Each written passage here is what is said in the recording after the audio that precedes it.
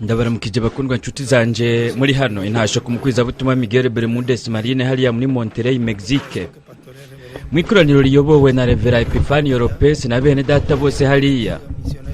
Imana iguhezagira umukwizabutumwa Miguel Bermudez Marine, iguhezagire cyane kandi bandanye kugukoresha, ibandanye kuguha ubwenge bwinshi, ugusobanukirwa, ubumenyi bwo kumenya integuro y'Imana yo muri iki gihe cya nyuma, n'amagara meza mu buryo bw'impwemu no mu buryo bufadikanaho, no kuri umwe wese muri twebwe natwe gutyo nyene.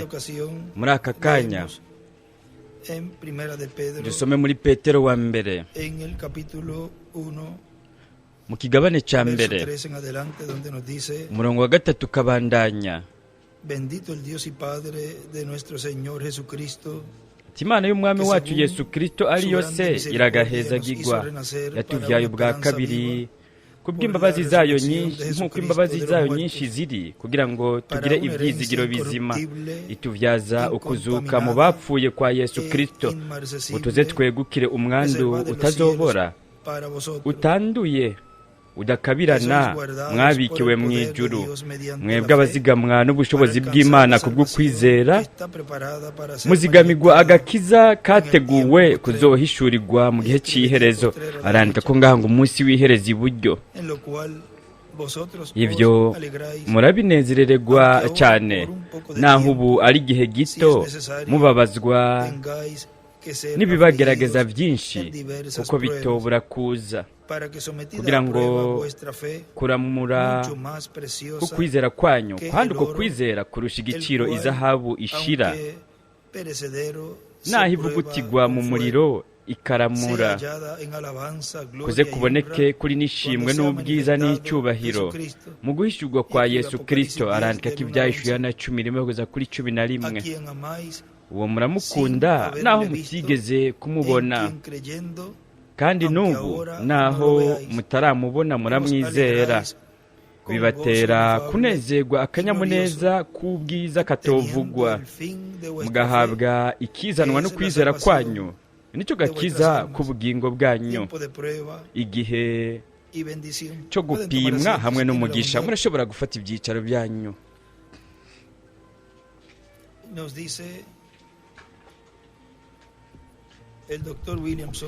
Turabwirwa na Dr. William Soto mu butumwa bwiswe, yabwise nk'uko nk'iki cigwa.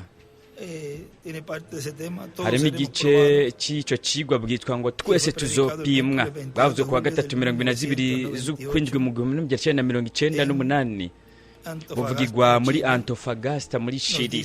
Aratubwira ati, mu mateka yo muri Bibiliya turashobora kubona ko byongeye igihe Imana yashiraho urugo rwa mbere ngaha ku isi, igashiraho Adamu na Eva, nabo nyene barapimwe. Umuntu wese aza kuri uyu mubumbe w'isi aza kugira ngo apimwe. Rero ni murabe, Adamu na Eva bari barashyizwe kuri uyu mubumbe w'isi, kandi bategezwa guca mu ntambuko kanaka aho bari gupimwa. Adamu na Eva bari ku isi, ubu naho bari bafise umugisha w'Imana, kugeza n'ubwo ntibari bwamare kuragwa mu mwuzuro. Nuko rero mbere y'uko baragwa mu mwuzuro, umuntu ku giti ciwe niho igipimo kimuzako. Ubu rero barapimiwe mu itongo rya Edeni, hama baragwa. Nuko rero barahomvye kuko bari kubaho ibihe bidashira. None niki bo bahomvye? Ni murabe mu gitabo cy'ibihe by'ishengero kidasubiwemwo. Ngaha nifise agatabo, ariko ibyo kandi biri ku rupapuro.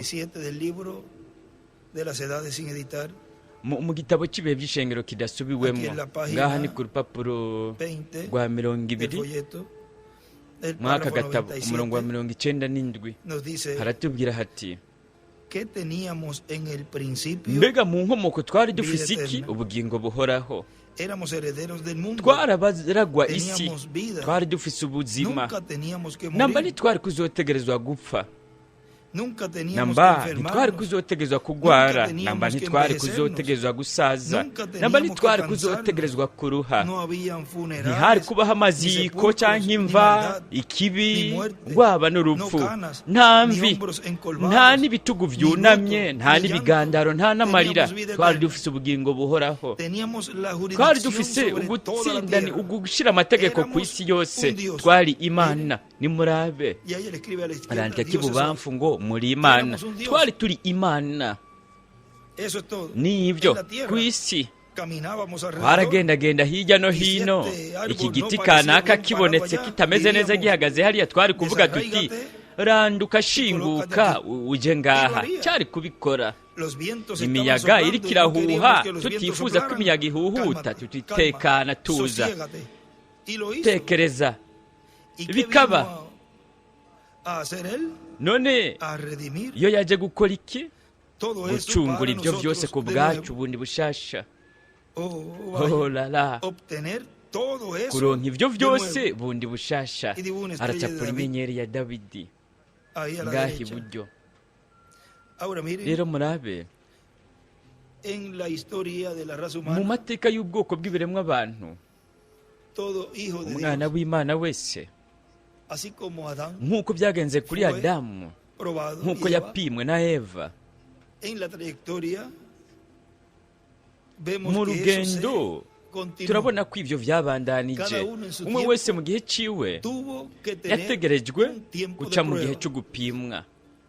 Muri ubu butumwa bwiswe ngo ubwoko butatu bw'abizera, Ahmed Data Branham aratwereka ku bijyanye n'ibyo. Ni murabohereye ku rupapuro, hinga turabe ku rupapuro rwa 12.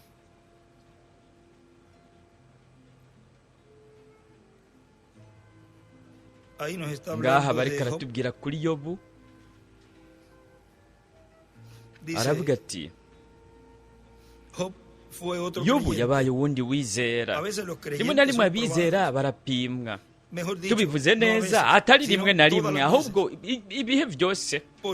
Kuko umwana wese azavuye ku Mana ategerezwa guhanwa, agapimwa, agahabwa indero nk'umwana.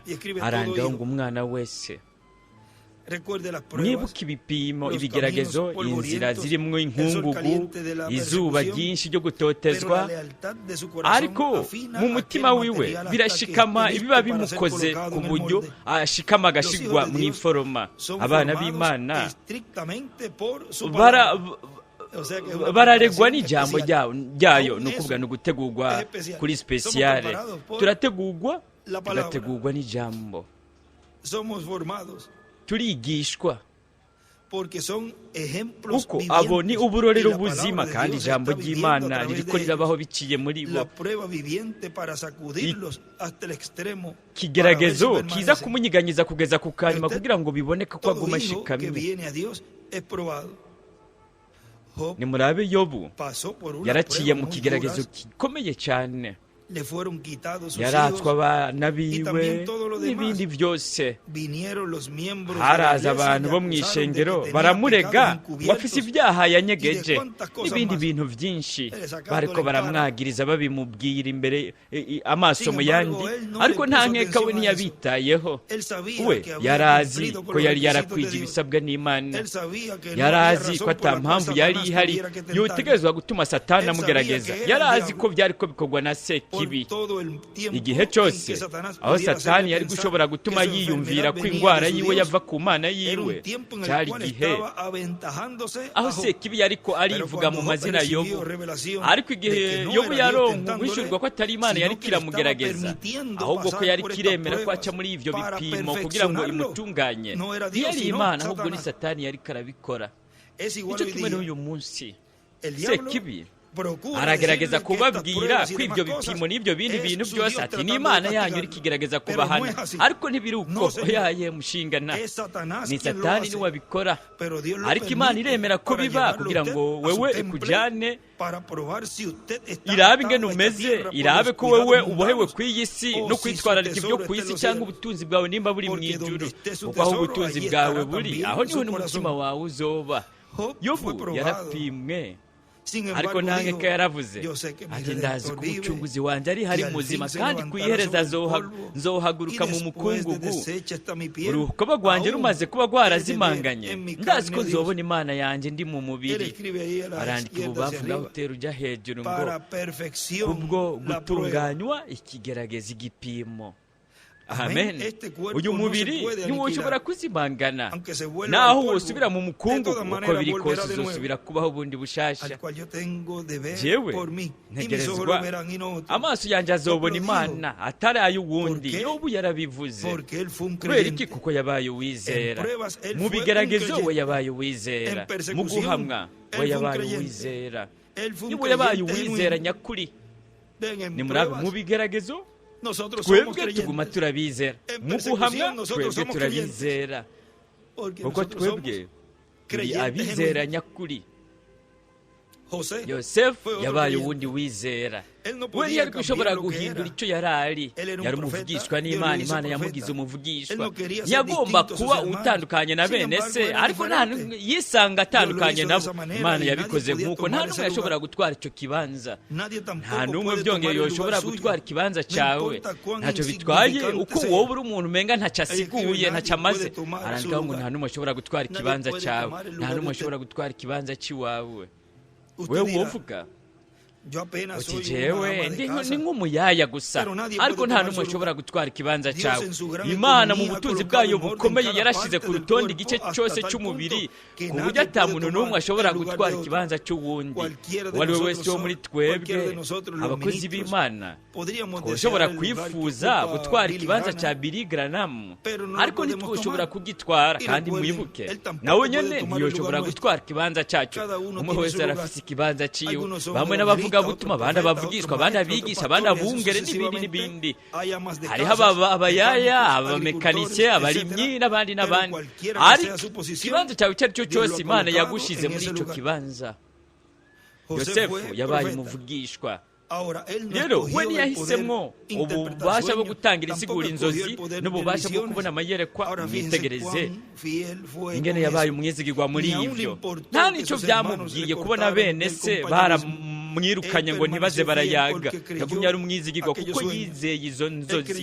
yarizeye inzozi aho iyindi mikama yunamiye umukama wiwe. ibyo byarabaye kuko yarabyizeye. yabaye uwizera nyakuri. arandika ko hejuru ngaha imana yagushize muri icyo kibanza wewe urimwo. hari abantu nyavuga hano Dr. William Soto. rero murabona ingene ikiremwa muntu igihe umuntu yapimwe mu itongo rya Edeni, umuntu yaraguye ntiyashika kukuragwa mu mwuzuro. we yaza kurengana icyo gipimo akaguma ashikamye mu ijambo ry'imana, yari guheza akaragwa mu mwuzuro. yari kujya ku giti cy'ubugingo agaheza akabaho ibihe bidashira. nuko rero ngaha ntihovuzwe ngo Adamu yabayeho iminsi yose. Adamu yabaye 930 araheza arapfa. ahubwo hovuzwe ngo ati ubu Adamu amaze imyaka ingana uku n'uku n'ubu aracyariho. hakuvuga ngo yarapfuye. hovuzwe ngo kugeza n'ubu aracyariho kandi azobandanya ariho. rero ni murabi ibi mu mateka muri kahise bivugwa nk'uko ngo yabayeho imyaka ingana uku araheza arapfa. kandi kanaka yabayeho imyaka ingana uku arapfa. umuvugishwa kanaka yabayeho imyaka iyi arapfa. none ubu ni iki kizovuga kuri twebwe abazoguma turi bazima? bazovuga bati kanaka na kanaka na kanaka na naka babayeho imyaka ingana uku none baracyakomeje babaho, bariko barabaho kuko tuzohindurwa. ni ukuvuga ayo mateka ntituzobona urupfu. ayo mateka kugeza ubu n'ubu ntaraboneka mu byanditswe. ariko ayo mateka turiko turayandika twebwe kandi azoguma yanditswe mu mateka muri kahise k'ibiremwa abana. ati kanaka wo mu gihugu kanaka wo mu gihugu kanaka yabayeho imyaka iyi muri uyu mubiri none kugeza n'ubu kandi aracyariho.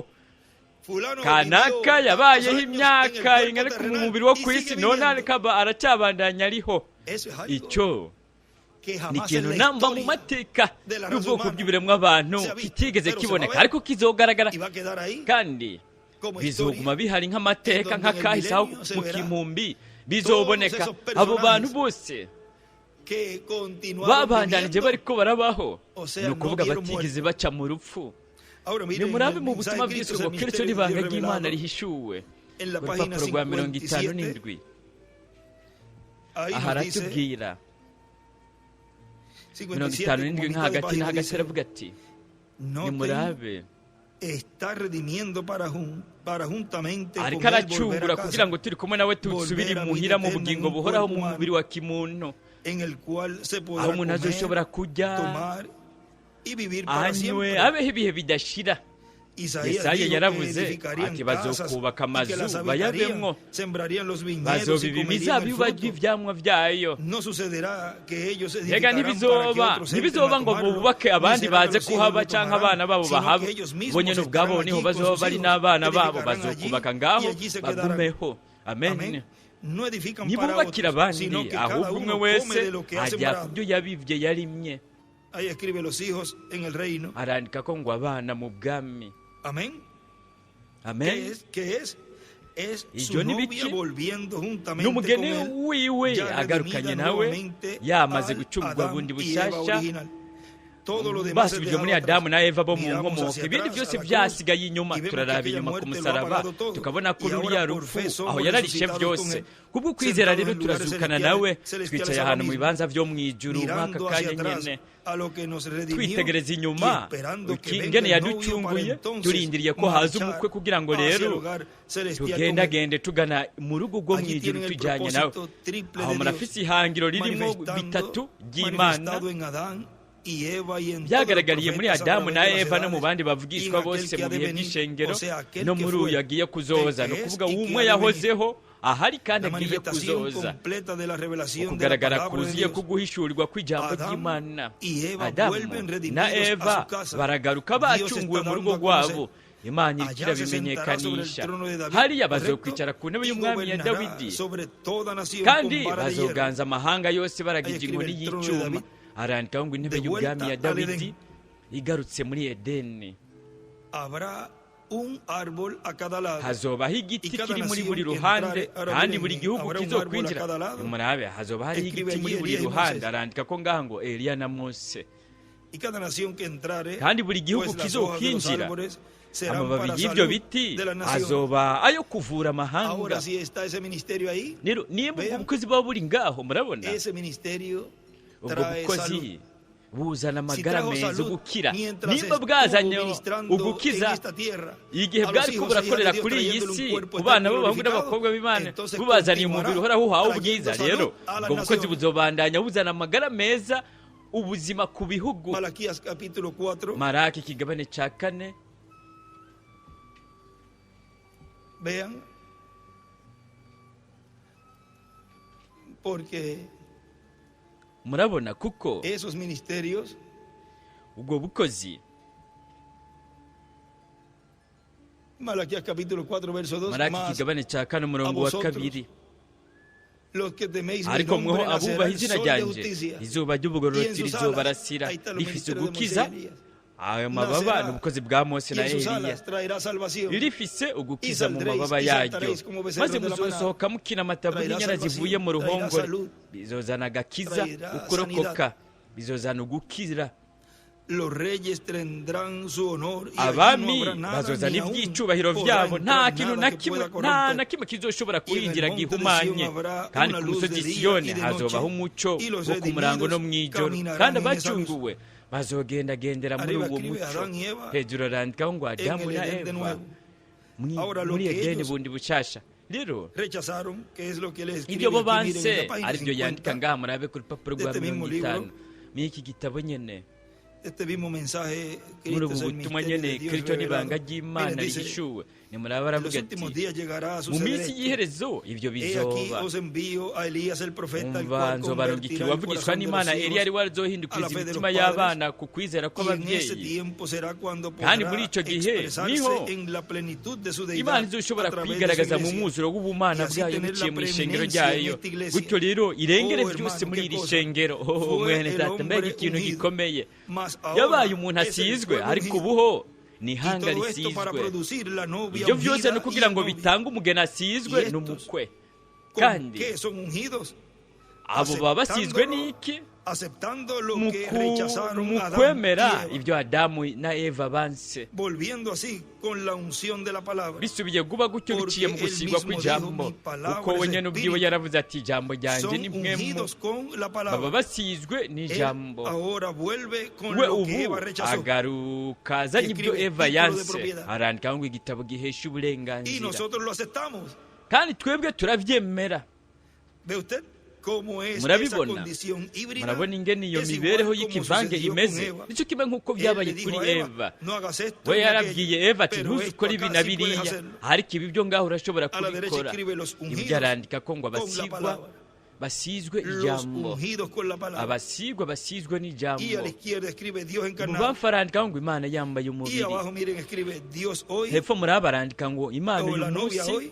ahubwo La umugeni uyu novia hoy munsi acepta umugeni uyu munsi lo que Adán y aremera Eva rechazaron. ibyo adamu na eva banse Lo cual fue la palabra. ari ryo El ryari título de ijambo propiedad. igitabo gihesha uburenganzira kuri La yene novia byo hoy umugeni uyu acepta munsi lo que aremera Adán y Eva ibyo rechazaron. adamu na eva banse Lo cual fue la ari palabra. cyo cyari El ijambo título de propiedad. igitabo gihesha uburenganzira Ahora más adelantito sigue diciendo. imbere gatarabana Ahora, agira ati rero mientras Dios probaba al pueblo, mu gihe imana yari ikiri también kirapima abantu probaba el mensaje byongeye al yari profeta iri Moisés. kirapima Y esto es el caso n'intumwa de umuvugishwa Moisés. mose aho ni mu byabaye mu gihe Y su cya tiempo. mose no mu Y gihe ni el ciwe profeta Moisés pudo kandi entrar yaba a la n'umuvugishwa tierra mose prometida ntiyashoboye al kwinjira mu otro gihugu lado del cy'isezerano Jordán, ni hakurya ya tampoco los que yorodani habían salido de Egipto baba n'abari de basohotse 20 bavuye años muri hacia egiputa arriba, guhera ku tampoco myaka pudieron 20 entrar a la kuduga tierra prometida, ntibashoboye kwinjira mu excepto gihugu Josué y Caleb, cy'isezerano uretse yosuwa los na cuales karebu tenían más de 20 aribo años bari bafite cuando imyaka salieron irenga de 20 igihe basohoka y por bavuye muri cuanto se egiputa mantuvieron kandi kubera firmes ko en la bagumye palabra de bashikamye Dios, mu ijambo ry'imana entraron a la tierra nuko prometida. rero barinjiye O mu sea, gihugu cy'isezerano que nk'uko esos bwa recibieron la kwabo adopción,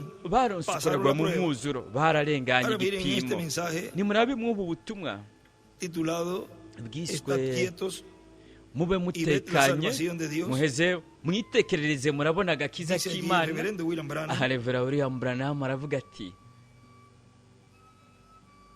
hay muchas veces ati hariho inshuro cuando nyinshi todos llegamos a un punto aho en que twese no tugera podemos estar aho quietos tudashobora kuba y estamos dutekanye nerviosos, tukaraka tan pronto tugahangayika empezamos a hacer algo bueno, ubwo nyine twari vemos dutanguye entonces gukora que ikintu vienen los cyiza problemas. tugaca tubona ko haca haduka Y uno dice, ibibazo pero, murabona umuntu ¿cómo es akavuga posible que ahora ati ariko ni gute bishoboka ko que estoy encaminado bien, aho entonces me nariko viene un problema? ngendagenda neza none haciye haduka ibibazo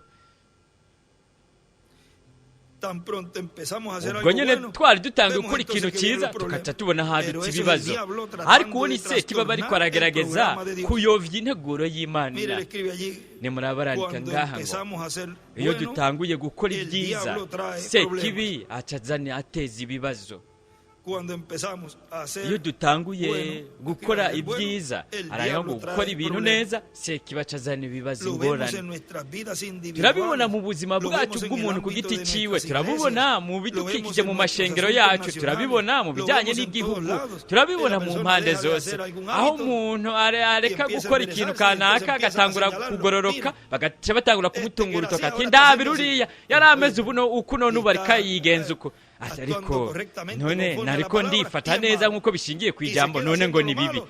Y entonces también yaguma ama- gukora ama- ibibi naho nyine bakavuga ati ni bibi none O sea, para el enemigo ni ukuvuga ku mwansi nunca está bien un escogido de Dios. namba uwatunzwe n'imana ntiyigera akora ibintu byiza Y entonces nos damos cuenta nuko rero que cuando tukazirikana estamos a punto de hacer algo ko que iyo es tuba correcto, tugira dukora ikintu el kibereye mal siempre ikibi está presente. buri gihe gica pero la cyitanganiza manera de imbere vencer eso ariko uburyo bwo es kunesha meditar ibyo en su corazón ni ukuzirikana mu en mutima qué wawe dirección quiere Dios ati que usted mbega vaya imana y cuál es igomba la ko mejor wewe manera. ugenda ugana mu Y nzira luego iyihe n'uburyo quedarnos bwiza con ni eso. ubuhe hanyuma ukagumana Así que, n'ibyo en ese gran día, ni uku rero hora de kuri uyu munsi frustración, ukomeye el Señor isaha habló. Él lo hizo a umwami través de un yaravuze pequeño profeta yarabikoze biciye que mu estaba muvugishwa parado cerca, mugufi quien dijo, yari ahagaze "Estad hafi ari we quietos yavuze y ati ved la salvación mwebwe de Dios. mwitekerereze gusa murabona Ustedes agakiza no k'imana tendrán que pelear esta batalla. simwe muza Siempre y kurwanira cuando urugamba estuvieran buri juntos gihe y igihe orando. baba bari kumwe Era mube la muri kumwe batalla muri de ko Dios. murasenga guhari urugamba Yo pienso rw'imana kandi Esa ndibaza misma cosa se aplica ko esta ikintu noche, nk'icyo nyene kiganishwa En esta kuri noche. iri joro kibaho en esta gran hora cuando la gente muri iyi de saha las ikomeye grandes aho iglesias abantu bo están mu mashengero discutiendo y akomakomeye peleándose bariko unos baraja con mu otros, mpari bagwana y las hagati barreras yabo denominacionales amabariyeri yo mu madini akaba ariko aradutandukanya tukagwana kuri ruriya ruhande no kuri ruriya rundi ruhande. Ni igihe cyo kuguma twitekerereje urugamba n'urw'Imana. Ubwa mbere nta n'ubwo ari urwacu. Imana igomba ko tuguma twitekerereje. Imana rero iyo yiteguriye gukora ikintu, yo nk'uko bisanzwe irategeka ko ihanga ryayo riguma ryitekerereje, irategeka ko ihanga ryayo yoguma ryitekerereje. Ni ukuvuga nk'uko byabaye muri kiriya gihe, mube mwitekerereze gusa muheze mubona agakiza k'Imana. Yo izobagwanira. Igihe kimwe, igihe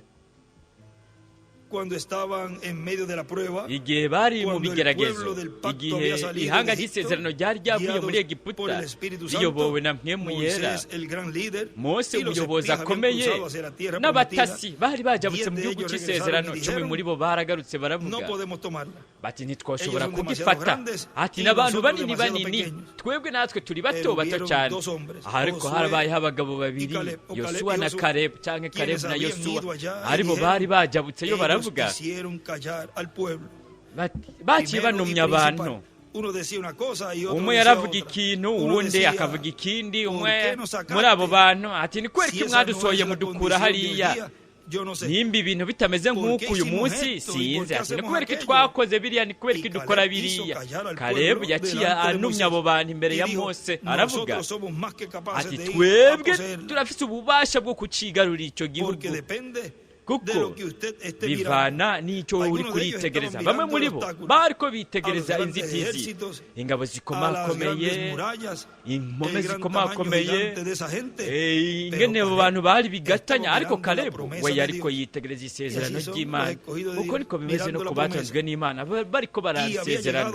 Kandi hari hageze isaho Kalebu yategerejwe guca numya abantu imbere y'uko abanza kubabwira ku masezerano y'Imana. Kandi ndibaza icyo ari cyo kintu nyene gikenewe uyu munsi, nuko abantu boguma banumye bakabona iby'Imana yasezeranye. Reka duce ngaho mu Bikorinto, mu Bikolosayi, cyangwa mu Ngoma, mu Ngoma za mbere ikigabane cya 2, que es la que estamos leyendo, capítulo 20, ikigabane cya 20, segunda de Crónicas, Ingoma za 2, para que tengan ahí la escritura a la mano, kugira ngo mubone icyo cyanditswe. Ingoma za 2 mubone ku bijyanye n'icyo kintu. Crónicas 20, Ingoma za 2 ikigabane cya 20,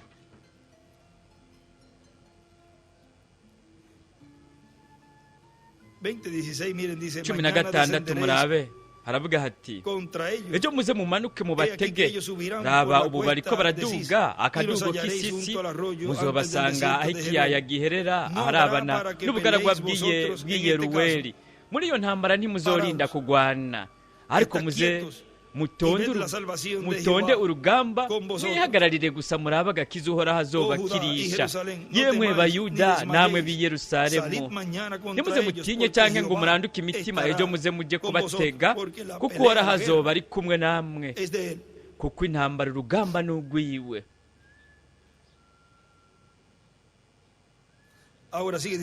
Arabandanya avuga,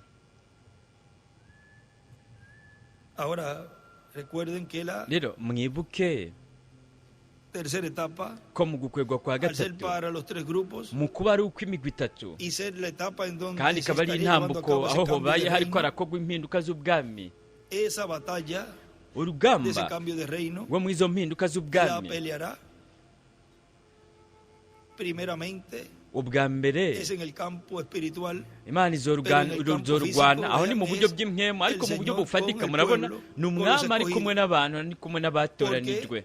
Kuko mwibuke ko uwe muri icyo gihe yobaye hari mu mwuzuro wiwe wose mu ishengero mugeni. Nuko rero niwe aba ariko ararwanya urugamba biciye muri twebwe. Ni igihe aho ishengero mugeni y Dios a través de esa iglesia byobaye novia, n'imana biciye muri llevando iryo a cabo shengero esa mugeni batalla, bariko barakora urwo rugamba porque eso es el ejército kuko izo ni que ingabo viene con él. zizanana nawe.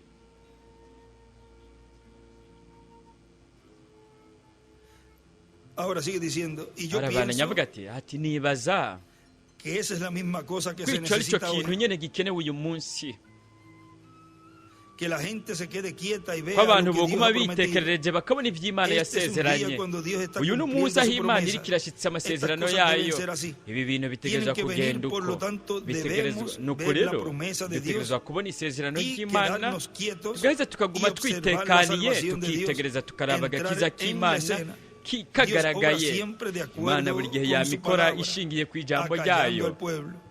ibanje Dios se kunumya prepara abantu. para hacer Iyo Imana algo, yiteguriye gukora el pueblo ikintu está todo inquieto. ihanga La riba razón por la que rihangayitse. estaban inquietos Impamvu durante su jornada batari era batekanye mu por rugendo causa de que rwabo había una ni multitud kubera ko mixta hariho isinzi que ry'abantu había salido. basukiranye bari Y basohotse llegó el bavuye muri tiempo de Egiputa. prueba. Harageze rero igihe quiero que se fijen en cy'igipimo. esto. Ndagomba ko ibyo Que cada vez mubyibaza que ko Dios se mueve, buri gihe uko Imana usualmente inyiganyize hay una multitud mixta. kenshi na kenshi haba hari isinzi Eso ry'abantu atrae la basukiranye. atención Ibyo de todos bizana y crea una kubyitegereza multitud mixta. bose hakaba Cuando Dios se isinzi mueve, risukiranye. Iyo Imana ustedes inyiganyize ngo hallarán ikore todo tipo de mwebwe ismos muzohasanga y cuánta cosa ubwoko moviéndose en bwinshi ella. bw'ibyizerwa Pero n'ibintu llegó el byinshi tiempo de bigendagenda prueba. muri bo. Dios Harageze prueba igihe a cyo todo hijo gupimwa o hija que Imana venga a él, irapima umwana wese sin w'umuhungu n'umukobwa ninguna aza kuri yo excepción en lo absoluto. ata Dios n'umwe les da el tiempo de isigaje. prueba Imana para irabaha probarlos. umwanya wo Y ella gupimwa escribe kugira ngo ibagerageze. multitud Arandikaho ngo mixta isinzi ry'abantu y basukiranye Dios le da el Imana tiempo de nayo prueba. irabaha umwanya wo gupimwa. Ahora sigue diciendo arabandanya el avuga doctor William Soto. Dr William Ahora Soto los que entraron a la ati tierra rero abinjiye mu prometida gihugu eran de 20 cy'isezerano años bari abo guhera ku hacia myaka abajo, 20 utera de usubira los que inyuma salieron de Egipto, mu bari bavuye muri y los que Egiputa nacieron en el desierto, n'abari bavukiye o mu sea que bugaragwa fue un pueblo ni ukuvuga joven, ryabaye ihanga el que ry'abantu entró a la bakiri tierra bato nibo prometida. bashoboye kwinjira mu gihugu Y esta cy'isezerano etapa de 40 kandi iyo años por ntambwe el y'imyaka desierto 40 fue bari de mu prueba. bugaragwa yabaye iyo En la página gupimwa 4 del ku libro rupapuro de 4 mu citas, gitabo cy'imirongo ahí es que nos aho niho habla hatubwira de ku este pueblo mixto. kuri iryo Miren, hanga ry'abantu basukiranye Página 4. murabe ku rupapuro rwa 4 párrafo umurongo 27, wa 27. hermano, una multitud bene data isinzi ry'abantu basukiranye ibintu by'indengakamere byari byabaye ikanguro rikomeye ryari ko riraba abantu bari ko barakizwa umugwi waraduze wigana ibyo bintu bo baduze baza bari ko barifata nk'aho bo arabizera nibyo bo barambaye inkweto zabo buri kintu cyose baritegura ariko iryo sinzi nyene risukiranye basangiye bakagenda mu urwo rugendo nibo nyene batanguye kuvuga ubujambo ni ukuvuga ko hagati mu bantu naho bari basohotse bazananye aho nyine imbere muri bo byabonetse umengana nk'ikinyoma bariko barabona iby'Imana yari yakoze ibarokoye byabonetse umengana ikinyoma kuba basohotse bahenzwe mu nzira rero batangura kuvuga ubujambo bituma abana b'abanyayisirayeli imitima yabo isubira inyuma muri Egiputa yivyifuza uko niko biri muri iri joro niko biri bene data turafise ikanguro kandi hazobaho isinzi ry'abantu basukiranye neza neza nk'uko ikindi kintu icyo ari cyo cyose kimeze hejuru arandika ko isinzi ry'abantu basukiranye nimurabe kandi mw'ubu bundi butumwa igihe cyo kwera cyo gukomera aha aratubwira mbere y'uko nsoma uyu murongo hariho ikindi kibanza byongeye mu gitabo cy'imirongo ni ku rupapuro mu mpapuro zigaburikana kabiri aho avuga byongeye kuri ibyo by'isinzi ry'abantu basukiranye hamwe muhatoye aho avuga sinzi ko yoba avuga kuri Yosuwa ngaho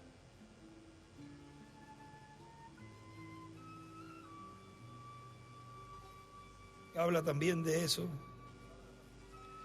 Naho nyine aravuga ku ibyo ategereza kuba ari mu mpapuro za mbere na mbere mire a la 34 de esa página nimurabe kuri 34 que lo había visto. kuri uru Página rupapuro rwo 34, ngaha párrafo niho nari 287. nabibonye urupapuro rwa 34 umurongo w'amajana abiri Ahora, na cuando mirongo lo inani n'indwi supernatural es hecho en su dedicación, rero igihe cuando ibintu lo by'indengakamere iyo supernatural es hecho, bikozwe ello iyo ibintu excita a la gente, by'indengakamere los hace bikoretse excitarse y ponerse ubu locos. byo Cuando birakabura Moisés hizo lo abantu supernatural bakamera allá en nk'abasazi Egipto, había igihe una Mose multitud yakoze ibintu mixta que by'indengakamere fue hariya muri egiputa causó hariho isinzi dificultad ry'abantu en el basukiranye campo. baciye bajyana Usted nabo sabe eso. Todos los barateje lectores de ibibazo la mu Biblia nzira están mwebwe ibyo conscientes de murabizi eso. abasoma Eso bibiliya se bose llama ibyo una multitud barabizi mixta de ibyo creyentes byitwa mezclados con isinzi ry'abantu incrédulos, basukiranye causó z'abizera dificultad basukiranye en el campo n'abatizera después. Cuando lo byakweza ibibazo supernatural es hecho, causa a la hanyuma gente iyo que se iby'indengakamere biba exciten y hagan lo bikozwe malo. bituma abantu Eso es lo mismo que bazanzamuka aconteció bakabikora en los domingos nabi ni nabyo pentecostales. nyene Esa es la razón byabaye que Dios no mu nos buyobozi puede colocar en bw'abapentekote una nicyo gituma posición imana idashobora donde deberíamos kudushyira mu estar kibanza en su cuerpo, aho donde twategerezwa a uno kuba le es turi mu dado mubiri esta clase de wayo don,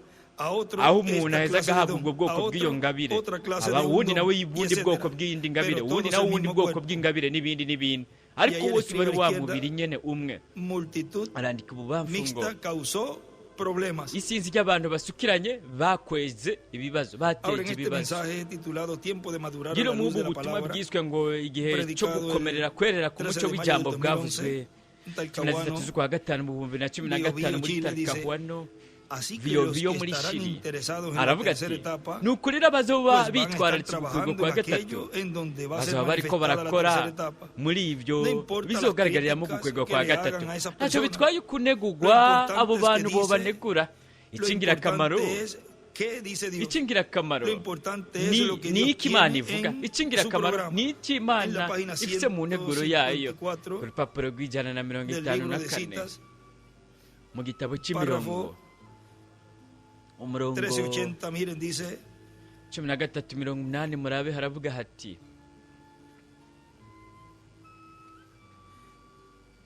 ¿qué es esa atracción allí arriba en el cerro? ni iki uko gukwegwa Es Dios hariya haciendo hejuru historia. ku isonga ry'umusozi Y Dios cumpliendo n'imana iri profecía. kirandika amateka Eso siempre imana iri causa kirashyitsa una ubuvugishwa ibyo buri gihe Hace byama subir bizana todos ugukwegwa los críticos, bituma los buitres, y haduga las águilas banegura también. bose ibikona Todos ellos se n'inkukuma juntan nazo nyene para hallar byose birakoranira lo hamwe que kugira está ngo aconteciendo. Algunos por birabe curiosidad, biriko biraba por ibyo la ari byo curiosidad. bamwe Algunos bakazanwa otros vienen n'urusaku para encontrar faltas, abandi nabo mientras otros bakazanwa no vienen kubona a criticar. amafuti mu gihe abandi Hay nabo baba todos baje tipos kunegura que se han juntado. haba hari ubwoko bwose buba Y que allí bwakoraniye hamwe La arandika atracción ko es ngaho porque ngo Dios ugukwegwa haciendo ni kubera ko y imana iriko cumpliendo la irakora profecía. irandika amateka ishitse La ubuvugishwa atracción es porque Dios haciendo historia. ugukwegwa ni kubera ko imana cumpliendo la profecía. iriko irakora amateka ishitse Ahora sigue ubuvugishwa diciendo, sabemos arabananya que avuga una ati apretura vendrá contra la iglesia del turazi ko Señor. agafyondo kazoza que akagwanya ninguno de ishengero nosotros quiere ry'umwami provocarla. kandi nta n'umwe wo muri Si twebwe alguien la yifuza provoca, ko ya yogakwega responderá Dios. hagize umuntu Si por yogakwega algo que imana haga izoheza alguna persona yishure mal o en contra kuko del ikintu programa kanaka que umuntu Dios kanaka tiene para akoze nuestro kibi tiempo, cyangwa kigwanya integuro provoca imana o ifite yo hace muri iki gihe para cyacu que venga una apretura, akweze pues después Dios agatuma le va a haza pedir agafyondo cuenta. hanyuma Miren en la imana página izobimubaza niyo murabe ku 264 rupapuro rw'amajana abiri na mirongo del itandatu na libro de los kane sellos, mu gitabo cy'ibimatanijwe allí nos dice ngaha haratubwira el reverendo William Branham, revera william branham dice, aravuga ati el primer párrafo dice, entonces, también a sus hijas umurongo wa mbere les ati ha ni sido ukuri rero dado byongeye tiempo ku para bakobwa arrepentirse biwe ahora, barahawe igihe antes de cyo ser kwihana juzgadas con ella. imbere y'uko Ahora, el bacibwa último urubanza bari mensaje kumwe na que marayi les dado rero es ubutumwa cuando bwa nyuma llegue este profeta bahabwa del cual he estado hablando. ni igihe hashika Y he umuvugishwa estado uwo leyendo nagumeza muchos ndavuga libros ko relacionados con kandi esto. nagumeza ndasoma Yo sé ibitabo que byinshi ku cualquier bijyanye hombre n'ibyo sabio, cualquiera, ndazi ko umuntu uwo ari we o cual- wese w'incabwenge o cyangwa alguien, yo sé que cyangwa cualquier umuntu hombre sabio, kanaka o ndazi ko alguien umuntu que uwo ari we wese piense w'incabwenge espiritualmente cyangwa umuntu sabe kanaka que eso yiyumvira viene. mu buryo Pero bw'imwemu el problema arazi ko está ibyo en bigiye que siempre kuza están ariko diciendo, ikibazo ni necesitamos uko un buri gihe profeta, abantu baba un bariko profeta baravuga viene. bati dukeneye Pero cuando umuvugishwa eso sucede, umuvugishwa araje es tan humilde ariko que ibyo lo pasan bibaye por alto como ha biba sucedido en byicishije las bugufi ocasiones kuko pasadas. ku buryo bibaca hejuru nk'uko Muchos byagiye biraba mu escribirán nshuro acerca de zarenganye esto y dirán, benshi sí, bazokwandika tiene ku que ser, bijyanye n'ibi bavuge tiene que bategome bitegerezwa Pero kuba permite gutyo usted que bitegerezwa sea kuba uko demostrado ante ariko ellos wewe y niwemere ni lo reconocen. bigaragarizwa imbere yabo Siempre ha sido nta así. nubwo banabimenya Y ninguna buri estrella gihe de byaba David a la biza derecha. biragenda uko aracapura Y escribe inyenyeri ya hacia arriba dawidi Dios en iburyo simplicidad. akandika k'amajya hejuru nk'imana Fíjense, mu buryo buciye las hijas bugufi han tenido oportunidad mwitegereze abakobwa bararonse amahirwe kandi barasabwe ko bogaruka ku ijambo ry'inkomoko no mu byizerwa by'intumwa, ariko bari mu kuzazanirwa na za ndemeye zabo ku buryo batazobikora, ahubwo ibi barabinegura. Ku bw'iyo mpamvu bazocirwa urubanza, bicigwe ku gitanda, bicanwe na maraya. Arandika ibyahishuri hana 13, arandika ko bafungusha igishushanyo cy'igikoko. Amajya hejuru arasubira akandika ibyahishuri hana 13. None ni iki kiba? Impera n'imperuka bazogira uruhara mu gishushanyo cy'igikoko ubundi bubasha, kandi bazokora bagwanya umugeni umwagazi w'intama nk'uko yabikoze mu byahishuri hana 13:14. Uko niko rizobikora, riratoteza. Arandikaho ngo agafyondo amashengero azonegura. Amashengero aranegura umugeni nyakuri wa Kristo, cyo kimwe nk'uko Roma yabikoze neza neza. Nuko rero turabona biciye mu ijambo ry'isezerano ry'Imana ko we azokwica abakobwa biwe amadini, abicisha urupfu rwo mu buryo bw'impemu. Arandika ko ngo mu buringanire bwa 5 ibyahishuri hana 12:22-23, urupfu bisigura ngo gutandukanywa burundu no kugaragara kw'Imana. Mubyibaze ko neza abagenzi, ntimwizigire izindi zandemeye na zimwe zashyizweho n'umuntu. Ikintu cyose cyose gitandukanye n'ijambo mujye kure yacu. Arandika ko ubamfu ngo zandemeye ibindi byizego. Rero twitegereze muri Bibiliya bivuga yuko izina ryiwe yitwa Rupfu, kandi ko kuzimu yamukurikira. Rero kuzimu buri gihe yamakurikira urupfu rusanzwe. Iyo umuntu apfuye mu buryo busanzwe, kuzimu kurakurikira imva, ariko mu buryo bw'impemu ni ikiyaga cy'umuriro, no gutandukanywa guhoraho abantu baturirwa. Maraki 4 haravuga ati umuriro uzobatongora, ntuzobasigira agashyitsi cyangwa agashami. Uko ni ku isi itunganywa kubwo kuba mu kimpumbi. Arandika ngo ikimenyetso cya 6 Mose na Eliya. Ebwe mwarabonye ko ugendera ku ifarasi ari umugabo, kandi mu kuboko kwiwe akaba afise utuburungu 3. N'umuntu w'igitsina gabo, umuvugisha w'ikinyoma, ariko umugeni wiwe yitwa ishengero w'igitsina gore. Yezebeli, Ahabu biratunganye. Abakobwa nabo nyene n'ab'igitsina gore, ariko ntibigeze bajya munsi y'ubuyobozi bw'umugabo umwe. Abo n'abapentekoti, ariko kugeza n'ubu ni ba maraya ku bwa za ndemeye zabo zo mu madini n'iyindi mikorere. Uko niko avuga. Rero nimurabe ahí en la página 265 ngaha ku rupapuro 265 aravuga ati none nihe ibyo byose bizogaragarira biriko biragaruka kuba nk'uko byatanguriye mu ijuru. None hariko haragira urugamba rwo kwihereza. Ikintu cya mbere cyabanje kubera mu ijuru n'urugamba igihe Luciferi yakorogwa arahezaza ku isi. Nuko rero aho niho yahomvye Edeni. Guhera icyo gihe rero yagumye bariko aranduza, kandi kubwo urugamba rwabereye mu ijuru ruriko rurageraho ruba urugamba rwo ku isi, kandi ruzorangirizwa ku isi mu gihe cy'iherezo mu rugamba rwitwa Harmagedoni. Umuntu wari wese ibyo arabizi. Urugamba rwatanguriye mu ijuru, barakorowe. Mikayeli n'abamarayika biwe baranesheje Luciferi, baraheza baramukorora. We rero yamanutse akikira muri Edeni, acatanguza urugamba rwo ku isi. Arandikaho ngo Mikayeli na Luciferi amaja hejuru. Arandika ko ngo Harmagedoni ibubamfu.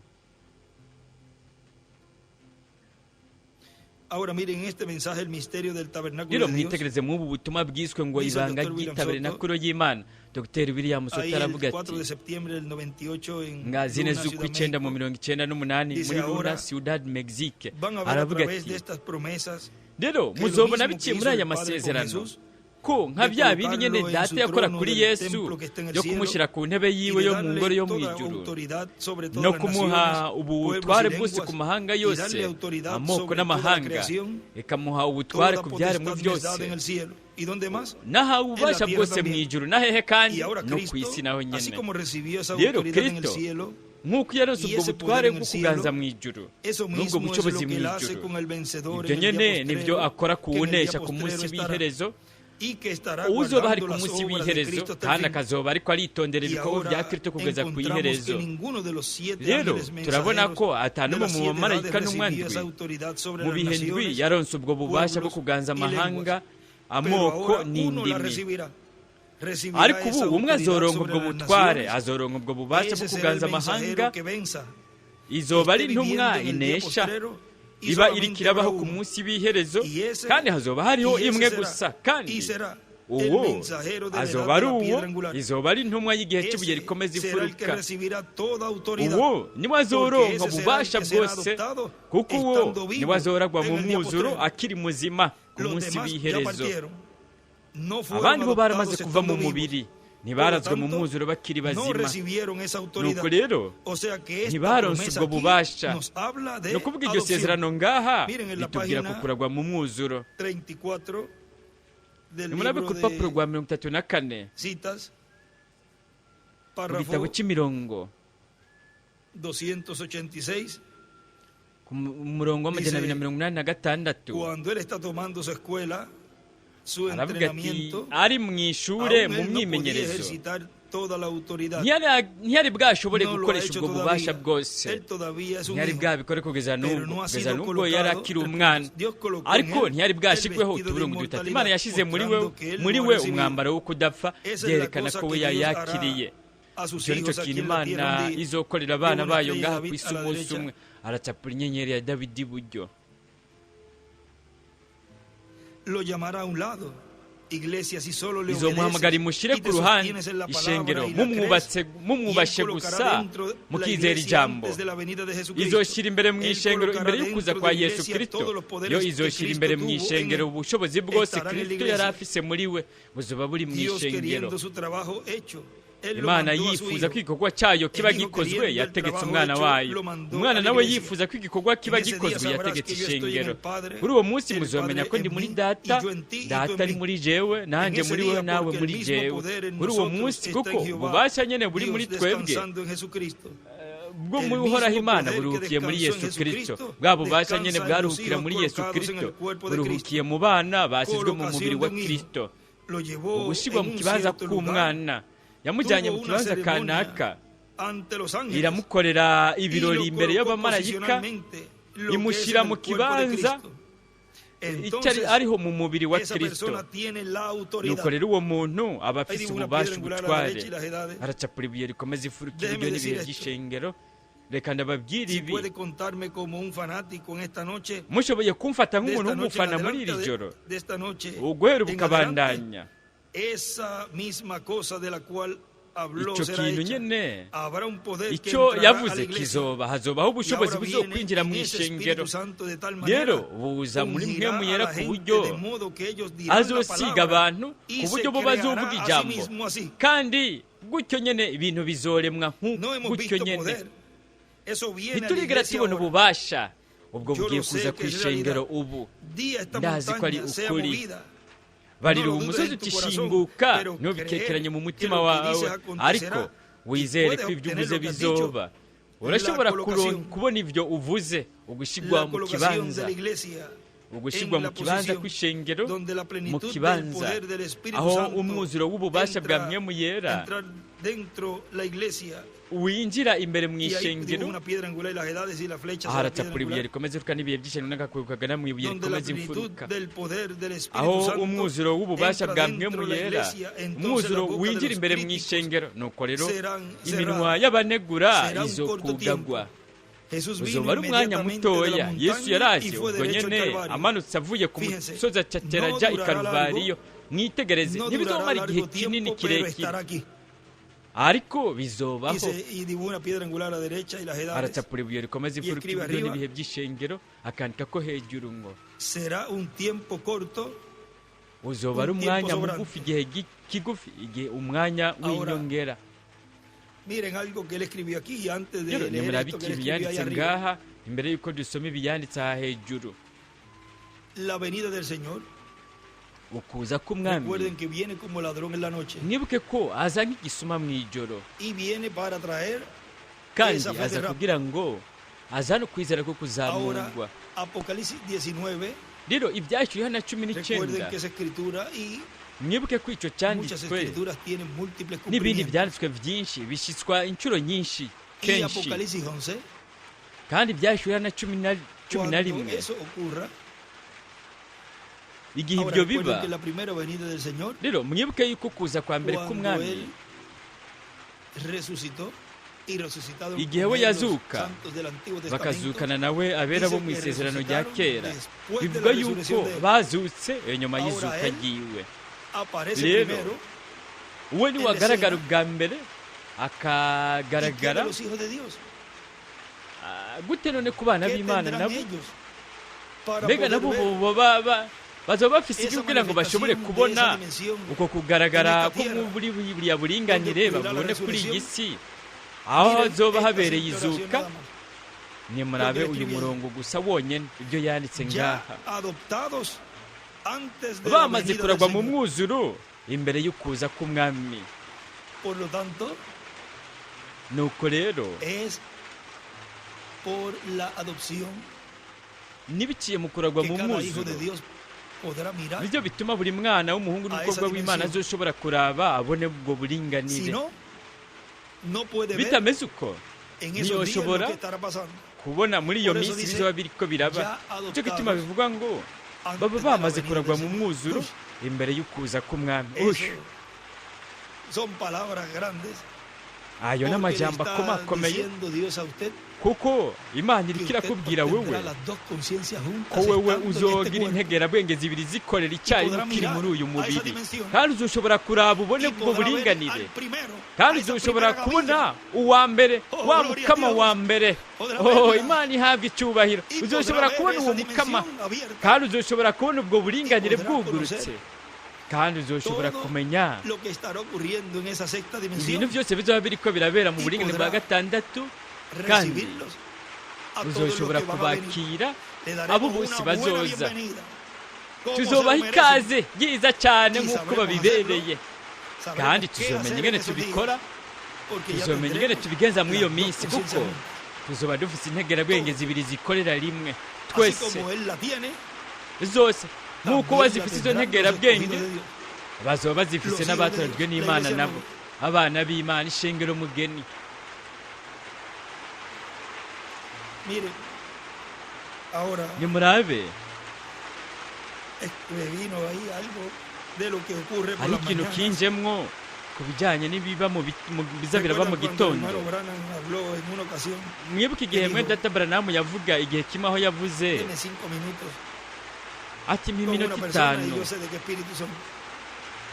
Nti mbona umuntu mpeze menye O sea, cada- mbane n'umuntu iminota itanu mpeze menye cosa imwe que él muri habló. we yariyo ni ukuvuga buri kintu cyose we yavuze En este tiempo todo es realizado muri iki gihe byose birakoreka bikagirwa bishasha en que Dios une la primera, segunda y mu buryo tercera etapa aho imana ifatanya ugukwego kwa mbere kwa kabiri y n'ukwa lleva a gatatu cabo ikabikoraniza el hamwe cumplimiento pleno de la igaheza tercera igakora etapa. ugushyitswa mu mwuzuro ko gukwegwa kwa Ahora gatatu mire, en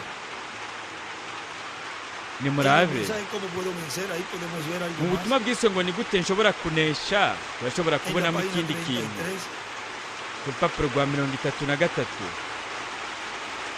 dice el reverendo William Branham, revera las William Branham personas que aravuga iban a ati sentarse a la derecha y a la izquierda con él en su reino no habían vencido hamwe nabo mu todavía, bwami bwiwe ntibari porque la bwaneshe prueba kugeza no había n'ubu venido aún. kuko Vendría igipimo en el nticyari futuro. bwaze cyari Si kuzoza muri sufrimos, kazoza También reinaremos Nimba con él. Y dibujo una estrella de David a la izquierda. tubabarana nawe tuzoganzanya nawe timoteyo wa Porque él es kabiri la palabra. kabiri 12 kuko we Recuerden ni que si ijambo sufrimos con él y su mwibuke ko palabra, nimba tubabazanywa nawe también kandi ijambo reinaremos con ryiwe él en su palabra. byongeye tuzoganzanya nawe mu bwami bwiwe Él es nuestro ejemplo. Venció y luego ascendió después de haber conquistado la muerte y el infierno, la enfermedad, el sepulcro y todo lo demás que conquistó.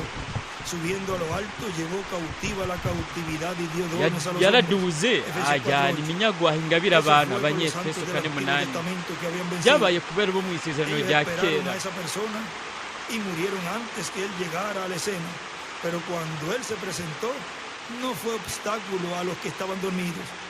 No ariko igihe we podían yaza ntiyabaye perderse inzitizi de ku bari ninguna basinziriye vivos bari o gushobora muertos. kuzimira ¿Cuál na era la gato diferencia? ari bazima cyangwa no barapfuye rero itandukaniro ryari irihe ibyo Ahora ntibyabazibiye Ahí dibujó una rero estrella de murabe David aha haratsapura inyenyeri ya Arriba. dawidi y a la derecha dibujó una piedra hejuru angular y las iburyo edades. agacapura ibuye rikomeza esto imfuruka mismo n'ibihe by'ishengero Se kandi ibyo estaría nyene cumpliendo nuevamente byobaye en biriko este birashyirwa tiempo bundi final, en su bushasha segunda venida. muri iki gihe cya nyuma mu Ahora más kuze kwe kwa kabiri adelantito aquí, rero imbere en este gato mismo ngaha mensaje que estamos leyendo, muri ubu butumwa nyene el turiko misterio del turasomamo tabernáculo de Dios, ibanga ry'ihema Mire, ry'imana el jinete Muraba del caballo aravuga ati, blanco de Apocalipsis 19 ugendera ku ifarasi yera mu es byahishwe el na cumi Espíritu n'icyenda Santo, el ángel del pacto. ni mpemu yera Y ahora, marayika ¿cómo w'isezerano vendrá en el día postrero? none azoza bite ku Dice munsi en la página w'iherezo 256 del aravuga ku libro de rupapuro los sellos rw'amajana en mirongo itanu español. na gatandatu mu gitabo Pero cy'amatungo cuando yo mu nuestro Señor cyesipanyol aparezca sobre la ariko igihe tierra, umwami wacu Él vendrá sobre azongaragarira un ku caballo isi blanco como la azoza ariko nieve agendera ku y ifarasi será yera completamente nk'urubura Emmanuel.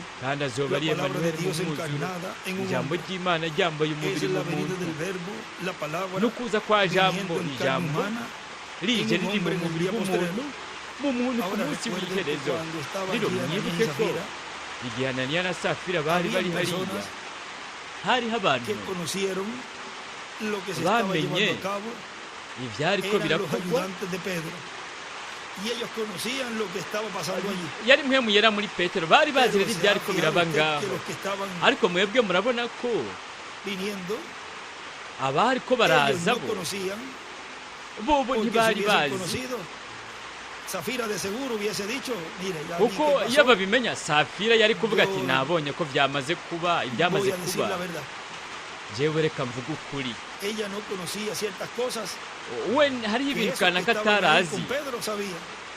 ko ibyabo bari kumwe na Ellos petero conocían ngaho bo bari babizi bo bari Todo lo que bazi estaba sucediendo, ibintu byose por lo byariko tanto, biraba tenían un nuko conocimiento rero bari bafise ubumenyi que era el Espíritu Santo el que estaba allí operando. bazi ko a yari través de mpemu Pedro. yera yariko arakorera ngaho biciye muri petero O sea que en la tercera etapa ni ukuvuga ko mu gukwirwa habrá kwa un grupo de gatatu escogidos hazobaho umugwi Esa w'abatoranijwe bazomenya kugenzura sabrá conocer bazomenya lo que las personas, ibyo abantu ya sea bafise pensamientos, enfermedades, byaba ibyiyumviro sea. cyangwa indwara cyangwa ibyo ari byo byose si es un hijo adoptado.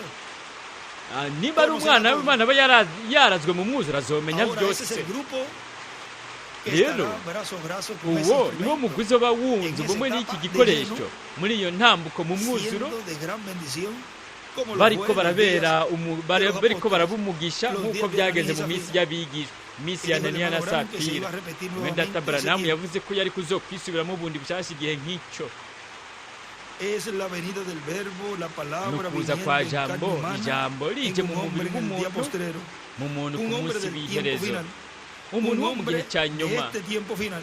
umugabo wo Eso muri es iki la gihe venida cya del nyuma jinete del caballo uko no blanco de kuza Apocalipsis k'ugendera ku 19. ifarasi yera mu byahishuwe cumi Si es un n'icyenda hombre de este tiempo, pues nuko hay rero que nimba ari buscar umuntu wo muri iki gihe el rero cumplimiento de esa profecía. ni ugushakashakisha ubuvugishwa k'ubwo buvugishwa umuntu akabona aho imana rero Ahora, iriko el velo de irakorera carne donde él rero vendrá igitwikirizo no es cy'umubiri el Señor Jesucristo. Aquel we fue azozamwo otro uwo velo mubiri de si carne umwami que yesu tuvo kirisito icyo para cyabaye su ikindi primera venida, gitwikirizo 2000 cy'umubiri años atrás. yari afise mu kuza En kwe medio kwa del mbere mu pueblo myaka hebreo, ibihumbi bibiri iheze cuando el hagati mu verbo ihanga era el del ry'abaheburayo pacto, que es el igihe verbo, jambo el marayika Dios de w'isezerano Abraham, de ariwe Isaac y de jambo Jacob, imana ya aburahamu na que es el isaka na verbo, yakobo se hizo carne y ariyo habitó en jambo medio del igihe pueblo yambara hebreo, umubiri ikaba y llevó hagati a mu cabo la ihanga obra de ry'abaheburayo redención en la cruz igakora del igikorwa Calvario, cy'ubucunguzi ku y musaraba tuvo el nombre de ikaruvariyo redención, Jesús, kandi yagize o izina Yeshua, ry'umucunguzi yesu que significa cyangwa Salvador, yeshuwa o ariryo Redentor. risigura ngo umucunguzi cyangwa Pero para el día umurokozi postrero, ariko ku el munsi Espíritu Santo w'iherezo vendrá manifestado en niyo carne muyera humana, azoza en un agaragariye mu hombre de mubiri este w'umuntu tiempo final, mu mugabo en wo la muri casa iki de gihe Dios. cya nyuma ¿Y en qué parte mu de la nzu casa de y'imana Dios? Pues, kandi en el lugar wo mu nzu santísimo. y'imana En la rero edad de la ni mu piedra gice angular. igihe mu kibanza cyahera cyane mu Tiene gihe que cy'igihe ser rikomeza uno de imfuruka la casa de Dios. ategezwa kuba ari umwe mu bo Fue mu en nzu la casa de Dios y'imana donde vino el verbo hecho byabereye mu carne, nzu y'imana niho porque haje ijambo es en la yigize casa de umubiri Dios kuko donde mu nzu estaba el verbo, y'imana el ángel del pacto niho hari manifestado. ijambo marayika Desde w'isezerano Adán ahagaragariye hasta Jesús. guhera kuri adamu Él kugeza no nos kuri dibujó yesu we en una ocasión yaraducapuriye un dibujo de una igihe pirámide y kimwe las edades, igicapu cya y una piramide n'ibihe pirámide y las by'ishengero edades, o sea, dos, na piramide n'ibihe by'ishengero y ni en ukuvuga una ibicapu mostraba bibiri que muri Israel kimwe pasó yerekana ko por esas 7 isirayeli etapas también, yaciye mu ntambuko indwi y nayo la nyine piedra angular, Jesús. n'ibuye rikomeza imfuruka Ahora la yesu iglesia novia, ven ustedes, ubu naho también ishengero pasa por mugeni esas murabona etapas naryo nyine y riraca muri corona izo con la ntambuko piedra angular, kandi con la bigasozerwa venida n'ibuye del rikomeza verbo, de la imfuruka palabra, bigasozerwa no kuza kwa jambo ijambo y de Jesús hasta este kandi tiempo ha guhera estado kuri yesu kugeza muri manifestando, iki gihe ha estado yagiye manifestado el verbo, el ángel del aza pacto, en arigaragaza Espíritu jambo Santo, de marayika edad en edad, w'isezerano mu buryo bwa en el mwemu yari uva mu mensajero de buja mu cada edad, kindi yigaragariza y mu para el ntumwa día ya buri postrero, gihe para kandi la ku edad de munsi la piedra w'iherezo angular,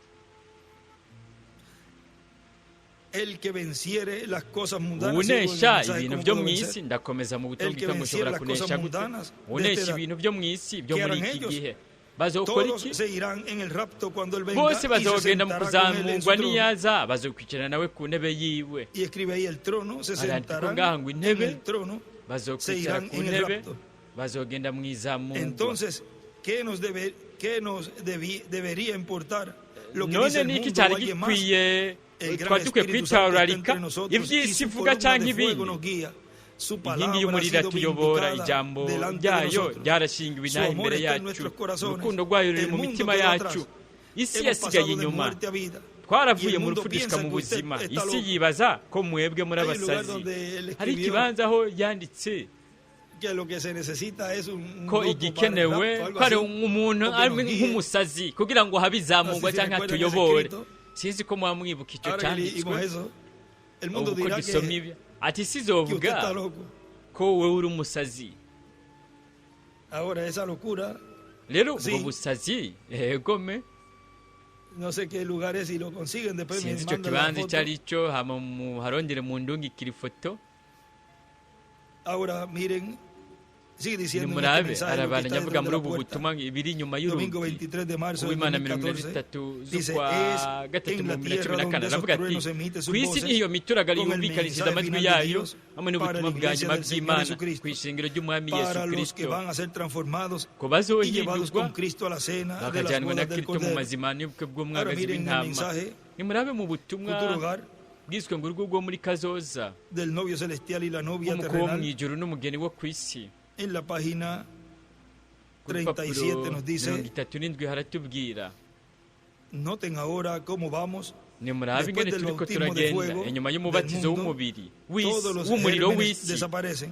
uturemangingo Lo twose hace un lugar imbuto apto zirazimangana. entonces para los cielos kiba habitar aquí en ikibanza la tierra. rero El gituma tipo ahora ijuru es riba ngaha sentado ku en isi. lugares Ikigereranyo celestiales en ubu Cristo twicaye Jesús. ahantu mu ijuru muri Pasó Kristo de este Yesu. sucio, twaravuye como era mu la pequeña mwanda mujer, hacia nk'uko el yari ameze wa expresado mugore atributo de Dios. mugufi Ahora somos tujya los mu hijos turemangingo de Dios. tugaragajwe tw'Imana No ngo lo turi que abana seremos, b'Imana. somos si icyo los tuzoba atributos turi del ahubwo turi pensamiento de Dios. uturemangingo ¿Ven? two mu Los cyiyumviro pensamientos de cy'Imana. Dios. murabona ¿Ven? ibyiyumviro by'Imana Ahora murabona usted dice, rero wewe bien, uvuga fíjense uti ni fíjense byiza a este sacerdote. itegereza No uriya era el muherezi hijo, no mbega era ntiyari él un hijo umwana de Dios. we ntiyari umwana Probó w'Imana que él no lo era. yaragaragaje ko ¿Qué no atari pudo we nyine reconocer? niko Dijo él, atashoboye kumenya creo en la yaravuze Biblia, ati seguro, nizeye bibiliya pero no nibyo pudo reconocer la palabra ariko ntiyashoboye expresada de kumenya la ijambo hora. rigaragajwe ryo muri iyo Escribe ahí saha la prueba. harandikaho ngaha ngo igipimo La prueba. ugupimwa Vean, esa prueba era murabona icyo la gipimo determinante. cyari cyo Reconocer la palabra kivyerekana expresada. kumenya Reconocer lo que ijambo los profetas rigaragajwe habían dicho. kumenya ibyo de abavugishwa cómo bari sería baravuze el Mesías. ukungene Y mesiya allí yari kuzoba lo ameze habían rechazado. aho rero bari bamwanse Él solamente tenía una esperanza. we gusa yari afite Él ibyizigiro solamente tenía una we enseñanza gusa yari afite intelectual de inyigisho algún grupo zishingiye que ku había estado by'ubwenge antes que él. ku mugwi kanaka Y es la wari misma wabayeho cosa imbere yiwe ni nacyo hoy. kintu nyene Escribe enseñanza gihari uyu intelectual. munsi arandikaho ngo inyigisho Ven? zishingiye ku Sé bwenge que eso, murabona sé que eso es fuerte, ndazi ko pero es ibyo la ari verdad. ibintu bikomeye ariko ni Ahí ukuri estaba la palabra. Según aho hari hari hablaba ijambo exactamente para aquel día. nk'uko ryavuzwe Y él, neza neza ku punto, sin bw'uwo munsi embargo, we uturungu él dutatu era ariko un nta nkeka erudito, we yari aún umuntu era una w'igico persona de renombre, w'igihangange pero él umuntu no azwi pudo cyane reconocerlo. ariko ¿Por qué? ntiyashoboye No kumumenya kubera importa iki cuán erudito él fuese, ntacyo twari ko yaba ari kuba ari igihangange kose ikintu icyo ari cyo cyose kimeze nk'uko we ntiyari ahagarariwe no gutoranywa kumenywa kera we ntiyari afise representación ikimuhagarariye de la predestinación. cyo kuba yaratoranijwe kera turavuga tuti genda afise ikimpagarariye ku bijyanye no gutoranywa kwanjye ndi watoranijwe uhereye isi itararemwa Él escribe allí la arandika ko ngaha representación ngo en la séptima dimensión. igihagarariye umuntu mu buringanire bw'indwi ¿Ven? Solamente los predestinados abatoranijwe serán bonyene los que lo nibo reconocerán. bazomumenya Únicamente puede ser. No puede ser bishobora de otra kugenda forma. gutyo gusa ntibyoba mu bundi Al final se buryo va a ver ku iherezo bizogaragara ngo ni bande bari bafise ikibahagarariye mu buringanire bw'indwi n'abandi batari bafise ikibahagarariye gute usted dirá y yo la tendré. wowe uzovuga uti jewe nzoba mfise ikimpagarariye wowe urizeye uw'Imana yatumye aho rero wamaze kuba ufise inyishu byoroshe cyane gutyo Únicamente puede ser y usted solamente bishobora puede kuba hacerlo gutyo porque gusa kandi fíjense, wewe ushobora prueba kubikora la kuko mwibaze predestinación. bigaragaza Porque ko si umuntu tienes vida yatoranijwe eterna, kuko ufite todo ubugingo el buhoraho tiempo tenías que igihe ser cyose parte de Dios. wategezwa kuba uri Porque igice Él es el cy'imana único que kuko es yo eterno. niye ¿Lo imwe ve? rudende ihoraho Vaya, murabibona piense olala en eso. mwibaze Ahora, ku ibyo observe lo que bintu sucede rero a mwitegereze través del ikiba gran milenio. mu kimpumbi Ahora sigue gikomeye diciendo, arabandanya Vamos avuga a ver ninge turabe nimba si lo consiguieron. mwahatoye No sé si lo consiguieron por allí. sinzi ko mwahatoye Esa ngaho partecita ka gace debe estar en uno de los mensajes. No sé ategezwa si kuba ari muri bumwe mu butumwa sinzi nimba escogiendo una novia o mu butumwa bwiswe ngo En algunos gucagura de esos umugeni mensajes. canke muri bumwe mu Vamos a butumwa ver si bumeze lo nk'uko consiguieron. reka turabe nimba mwahatoye mira, es en este, nimurabe ni ngaha en el futuro hogar. urugo rwo muri Vamos a ver si kazoza conseguimos la página. Si me lo consiguen ahí la página, hamwe muruntoreye para urupapuro rapidito darle ese dato. kugira ngo ningoga ndabahe izo Si lo done tienen ahí la página, mubaye mubifise ngaho murufise urupapuro biriko está el dato, pero no está la página. A ver si lo izo consiguen. done mwazimaye ariko urupapuro ntiruriko En los sellos también habla de eso. no en mu la gitabo 341. cy'ibimatanijwe birabivuga ku majana 341 este- rimwe ariko muri iki Vamos a ver si lo consiguen rapidito. reka turabe nimba twobitora No sé si n'ingoga na al n'ingoga final o- sinzi nimba ari ku mpera Para ya que lo hablamos, kugira ngo ko twabivuze Tocarle ko la página.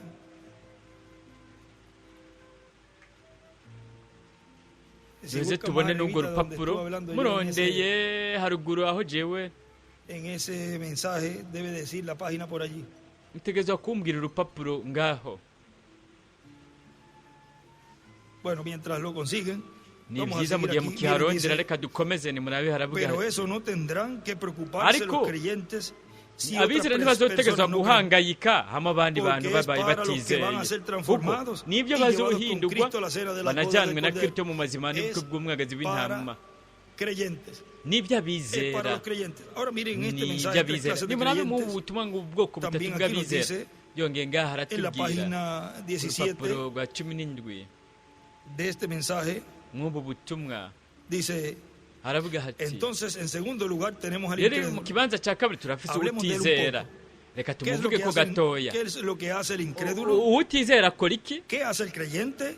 uwizera Él mbega acepta we la akora iki we Y aremera así ha ijambo sucedido con los creyentes uko de niko byagiye cualquier biraba raza ku y en bizera bo todas mu las bwoko ubwo ari bwo generaciones, bwose mu desde rungano Noé hasta bwose hoy. guhera kuri nowa Podríamos kugeza uyu predicar munsi 6 meses ushobora de kubivuga ko avivamiento amezi y de atandatu campaña tuvuga sobre eso solamente, amezi atandatu presentando los y'ikanguro distintos kuri ejemplos ibyo gusa de twerekana aquellos que creyeron. uburorero butandukanye El bw'abo bagiye creyente no tiene barizera dudas. uwizera El ntagira creyente amakenga lo uwizera cree sin importar arabyizera cómo suena atarinze o sin kwitahura kuko importar lo que los demás byokumvikana digan cyangwa o ibyo por abandi bantu imposible bovuga parezca ser. cyangwa uko De byobona todos kumenya modos, ni el ibintu creyente lo cree. bidashoboka ¿Qué cree? La palabra. yizera iki Él no cree en ijambo los dogmas, we sino ntiyizera en la za palabra. ndemeye ahubwo No yizera cree en ijambo denominación, sino ntiyizera en la amadini palabra. ahubwo yizera No es ijambo lo que alguien diga, si ibyo sino umuntu lo que la kanaka palabra yovuga dice. ahubwo ni iki ijambo Escribe a la rivuga derecha el creyente. arandika iburyo ngo Ahora uwizera recuerden bien. rero mwibuke Ese es el neza creyente. uwo ni El creyente uwizera no anda claudicando. uwizera ntagenda Él no anda akoma diciendo, amashyi cyangwa agenda ¿cómo avugavuga puede ser tal cosa? ati mbega ikintu ¿Podría kanaka yo cyoshoboka explicar gute esto? njyewe ntushobora kubitangira Ese más insiguro bien es el incrédulo. ahubwo Al uwo ni creyente no le uwutizera importa lo que uwizera sea, we si es la ntiyitwararika palabra, icyo byoba biri entonces es byose la palabra. ribaye ari ijambo Correcto. rero riba ari ijambo Ese es el nibyo creyente. uwo ni uwizera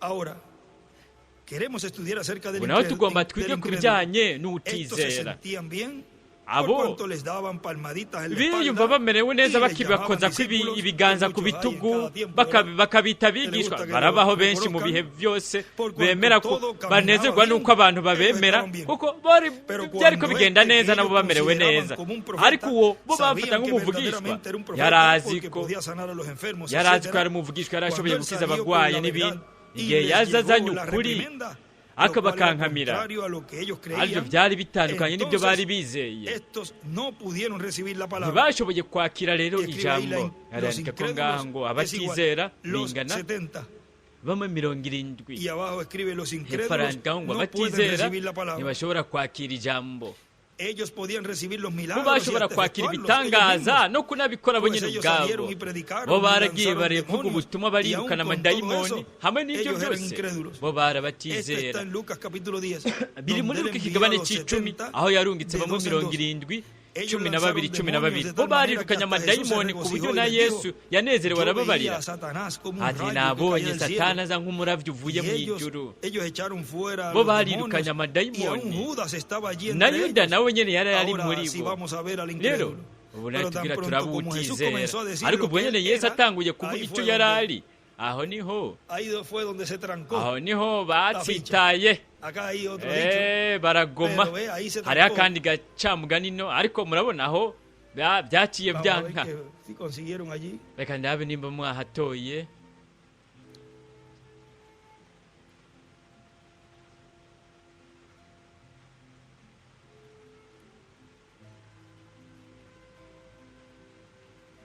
Él le llama tuerca, pero en la versión acá muri version yo ngaha yaravuze loco. Ati umusazi. Uwasobanuye yavuze ati ngo muvugishwa ngaha akoresha ijambo rifite insiguro zibiri, birashobora gusigura ngo umusazi cyangwa umuntu adakwije, ariko naho nyene mu ndonderera urwo rupapuro. Ibyo ni byiza, ariko urupapuro reka tube turabandanije.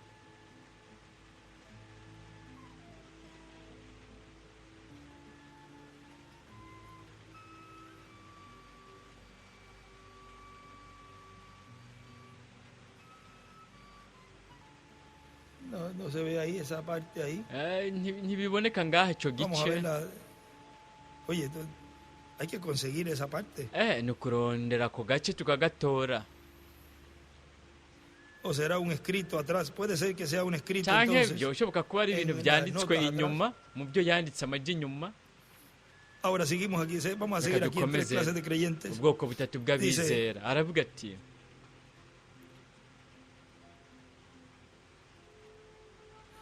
Jesús comenzó a decir lo que Yesu yatanguye kubabwira icyo yari ari, ariko ubwo nyine Yesu yatanguye kubabwira icyo yari ari, izuka n'ubugingo. Aranababwira ati gute nimwabona umwana w'umuntu aduza iyo yahoze ubwa mbere, arandikaho ngo icyo ari cyo Yesu. Icyo ari cyo uyu muntu yari ijambo.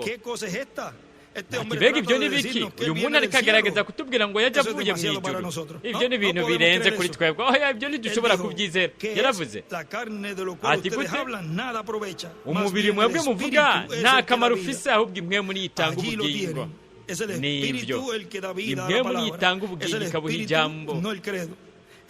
Ni mwe mutari za ndemeye, ni mwe muyera niwe aho ubuzima ijambo. Araninga ngo araho ubuzima. Ubwo buryo rero kiraheza kikaba ikintu kizima, ikintu wowe ukibona kubwo kwizera kandi ukamenya ko biri uko, kuko ijambo uko niko riba ribivuga, kandi mwemeraho ubuzima ijambo kuri wewe. Turabona ko ibyo bikoretse abatizera. Iyo umuntu avuze ikintu bo kidahuza nuko babyibaza, baca bagenda bakavuga bati yagiye sinshobora kwizera ibyo. Ibyo nyene ko birashikaho bibi bintu bigaragara mu isi uyu munsi. Umuntu atanguye kuvuga ikintu kanaka, abantu bose baraza. Sinaragenda abona ibyo mu masekeza, harasika isinzi ryinshi. Duhagurutse tugatangura kuvuga ikintu kanaka, baguma bariko baratwitegereza barindiriye akanya gatoya, ariko dutanguye kuvuga tuti Yesu Kristo yari yerekanye nka Mesiya kuko yari umuvugishwa. Avuze ibyo, bamwe inzabya zimwe ziba zibaza ko zuzuye zica zigenda. Niki nuko abatizera arandika ngo abatizera baragenda. Mwe mwombarira muti wewe ibyo uriko urabyibaza gusa, sibyo? Ibyo je sindabyagirizwa, ndikumvuga neza icyo Bibiliya ivuga ngaha mwaka gace. Bo barabatizera baciye bagenda naho barabigishwa, ariko ibyo bumvise byari bitandukanye n'ibyo bari bizeye. Baravuga bati ninde yoshobora kwizera ibintu nk'ibyo? N'uyu munsi nibyo byisubiramo kuko birabangikanye muri byose. Barabafarisayo n'abasaduka bari bavuye mu mashyirahamwe yabo biyunga n'uwo mwigisha. Nimurabibe iyo iby'indengakamere bigaragaye, ibyo bizana ubwoko butatu bw'abizera. Uko niko byabereye muri Egiputa. Arandika ko ngo iby'indengakamere iyo bigaragaye bizana ubwoko butatu bw'abizera. Así sucedió en Egipto. uko niko Allí byabaye muri también apareció egiputa el incrédulo, el byongeye creyente, haragaragaye el creyente ubutizera uwizera manufacturado. n'uwigira Así uwizera que allí también estaban las tres rero clases. aho hari ubwoko Aquí butatu tengo nabwo escrito nyine lo suficiente aha para bifise continuar byanditse toda la noche. bikwiye kugira ngo Si tubandanye tuviese que ijoro explicar ryose cómo hamwe es esto, dutegerejwe donde kubasigurira quiera ingene que bimeze miramos, ariho hose hallamos turaba esos tres grupos. turabona iyo migwi Siempre ha itatu sucedido buri gihe así. byagiye biza biraba gutyo Ahora sigue diciendo aquí el doctor arabandanya William avuga Soto. ngaha dogiteri william soto Recuerden Mwibuke. que no todos tampoco creyeron en uko los días atari de bose José, byongeye o en los bizeye días mu de minsi ya Noé, yosefu o cyangwa mu en los minsi días ya de nowa Moisés, cyangwa mu o en minsi los ya días de mose los profetas, cyangwa mu minsi o en los días de y'abavugishwa Jesús. cyangwa mu minsi ya Y Juan el yesu Bautista, na ni yohana creyeron a umubatizi Juan, nta nubwo ni bizeye creyeron en yohana Jesús. cyangwa ngo babe El barizeye pueblo de la yesu religión bose organizada de aquel ihanga tiempo no creyó. idini Por lo ry'ishyirahamwe tanto, muri icyo gihe ntiryizeye ninguno de los ni discípulos ukuri del nta n'umwe Señor mu Jesucristo bigishwa tenía b'umwami que yesu kirisito desanimarse, yategereza porque la religión de su gucika tiempo intege no había creído. kuko idini ryo mu No gihe había cyiwe creído. ntiryari Y nosotros ryizeye tampoco natwe nyine ni debemos de uko desanimarnos. ntitwotegereza Porque algunos gucika no intege kubera ko Lo bamwe kanaka importante batizeye es que ellos icy'ingirakamaro creyeran. ni uko Los discípulos abo bo del Señor kwizera Jesucristo, abo los bigisha que b'umwami estaban yesu kirisito ordenados abari para vida eterna. baragenewe ubugingo Esos son buhoraho Los que abo tenían que creer. nibo bategerezwa kwizera Es un escrito atrás nibyo yanditse inyuma en donde él aho we nos dijo esto. yatubwiye ibi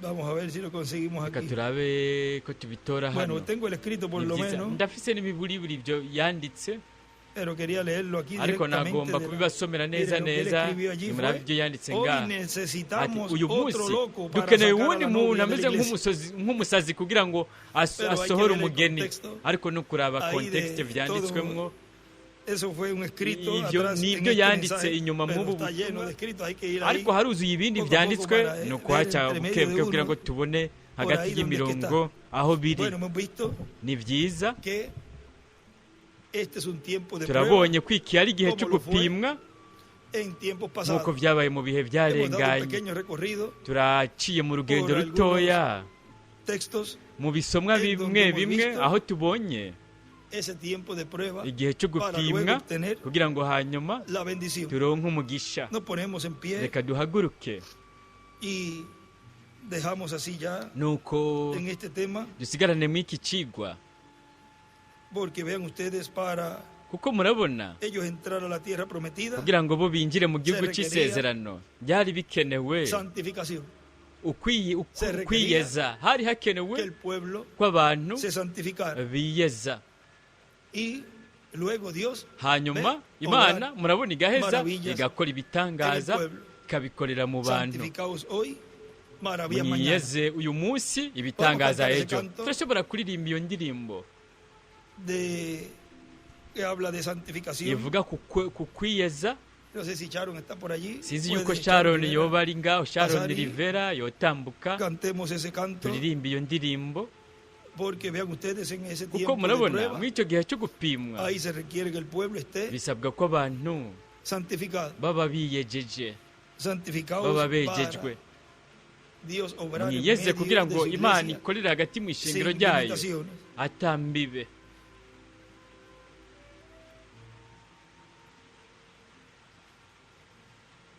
Tiempo de prueba y bendición. igihe cyo gupimwa hamwe n'umugisha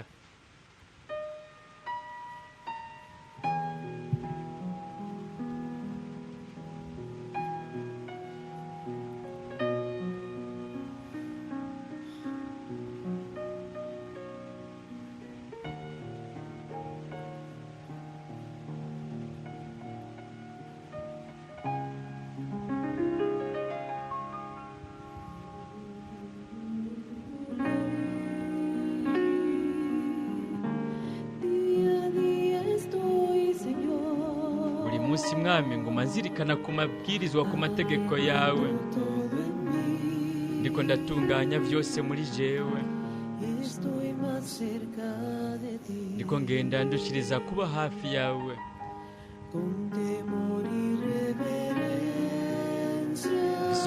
kumenya no kubaha cada instante mi alma clama a ti. buri kanya ubugingo bwanjye buragutakambira. Palabra está obrando en mí. Ijambo ryawe ririko rirankoreramo, Va cambiando todo mi vida. rigenda rihindura uko mbayeho kose.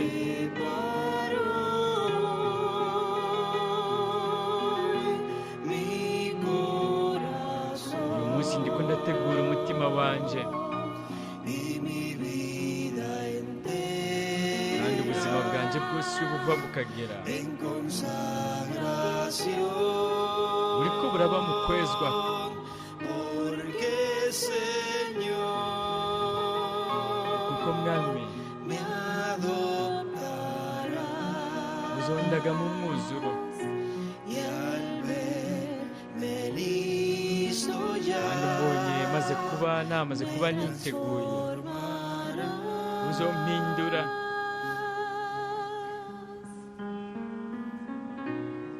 Al verme listo ya, Mbonye maze kuba es niteguye, porque habremos ni kubera ko pasado la prueba. tuzoba twamaze kurengana igipimo. Y entonces- Nuko rero Nos transformará. azoduhindura. Ahora, ¿cómo nos va a ver listos? None ni gute azotubona ko twiteguye, Porque tendremos kuko la palabra tuzoba dufise plena ijambo en mu nosotros. mwuzuro riri muri Y twebwe, Él se va a ver kandi we reflejado. azokwibona en usted. ashushanyirijwe muri wewe, Iba a decir, kandi azovuga pero ati ariko ya este está listo. ati uriya yamaze kuba Ya yiteguye, este está listo. uriya amaze kuba Ya yiteguye, este está listo. uriya aramaze kuba Y yiteguye, comenzará a kandi moverse azotangura en medio de la iglesia ese poder. Sin kwiyunguruza limitación. hagati mu ishengero ubwo bubasha atambibe. Oye, te falta un poquito. Uyu munsi Te daremos haracyasigaye la mano gatoya, reka ndagukoze ko ikiganza a ndagufashe. nuestro amigo, nuestro hermano. Umugenzi wacu, Mira, wo- te voy a dar un empujoncito. reka por aquí. ndagusunike gatoya ngaha. Oh, será una unidad Oh, sin buzoba ari límite. ubumwe butagira imbibe, Donde no habrá diferencia aho de hatazobaho cultura, de amatandukaniro nada. y'imico y'ikintu na No kimwe. tendremos esas diferencias humanas Tuzogira aya matandukaniro ya kimuntu, que ubu día a día budasa, muchas veces la tenemos. ari bwo budasa Y que a umunsi ku veces munsi nos usanga hace buhari hagati pelearnos yacu, los unos a los kenshi otros. bigatuma Pero tugwana en ese hagati momento yacu, no. ariko mu uwo Ese mwanya momento hoya, habrá mu uwo una mwanya libertad y hazoba una hari unidad umwidegembyo total. n'ubumwe mu mwuzuro. En este mensaje Nk'ubu principio y butumwa fin bwiswe ngo itanguriro de n'iherezo la dispensación gentil, ry'ikiringo miren, dice el cy'abanyamahanga. reverendo William Branham allí. Revera William Branham ngaha aravuga ati Muchas son las pruebas del justo,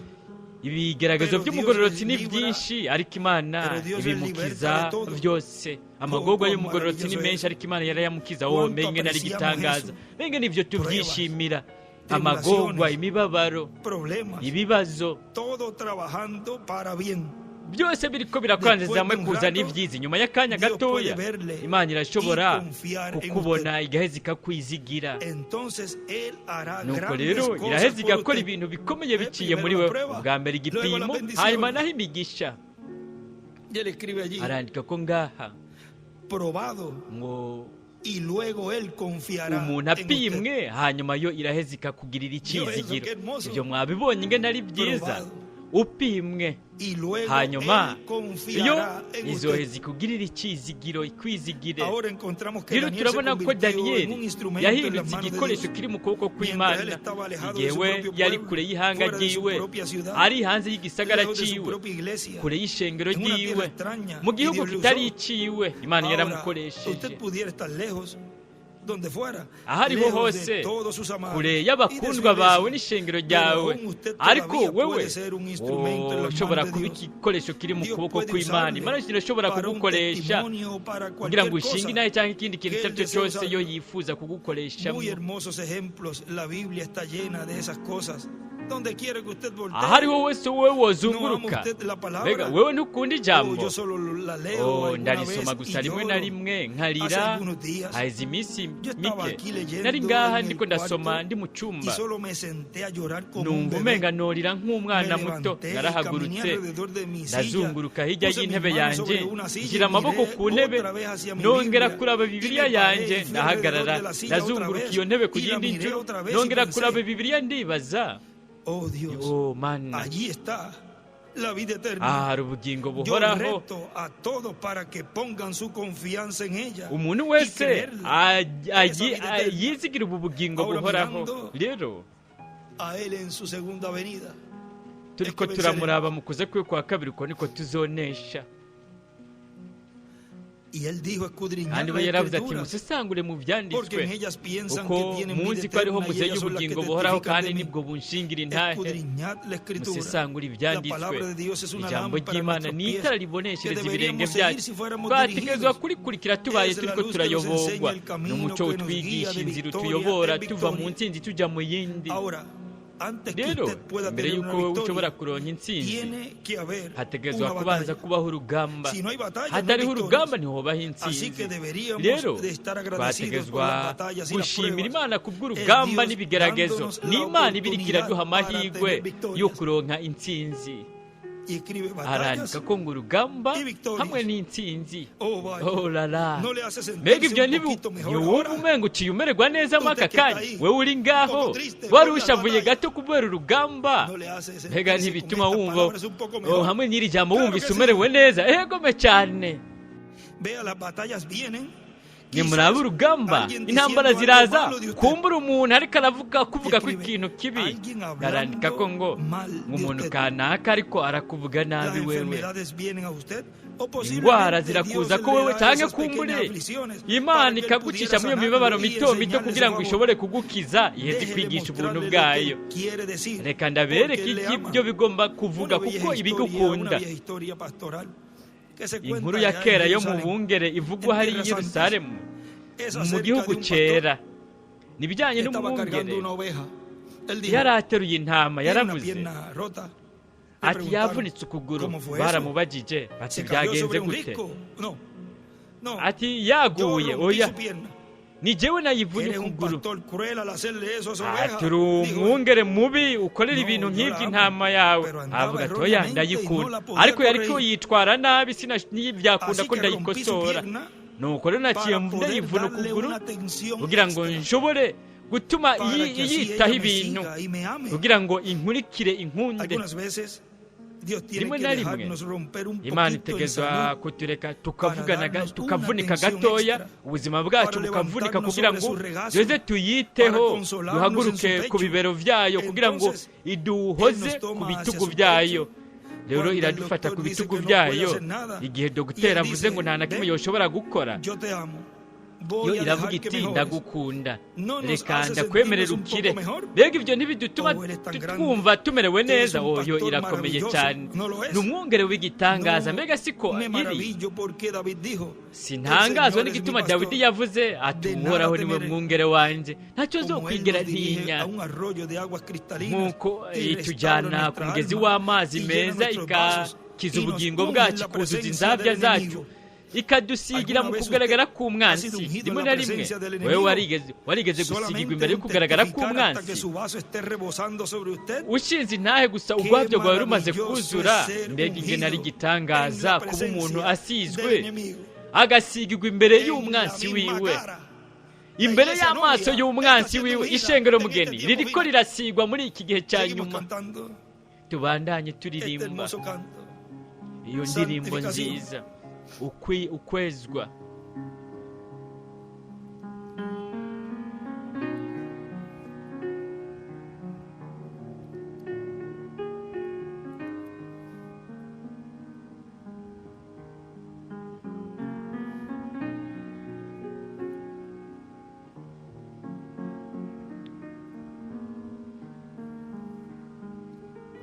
Dios le dijo a Josué, Imana yarabariye Yosuwa maravillas pronto haré. vuba ngira nkora ibitangaza. Santifica mi pueblo, eza abantu banje las puedan ver. kugira ngo bakunde bashobore kubibona. Hoy la tierra prometida uyu munsi igihugu cy'isezerano nosotros está kiri imbere yacu para entrar al cuerpo eterno. kugira ngo twinjire mu mubiri uhoraho. Imana isaba ko tuba twejejwe.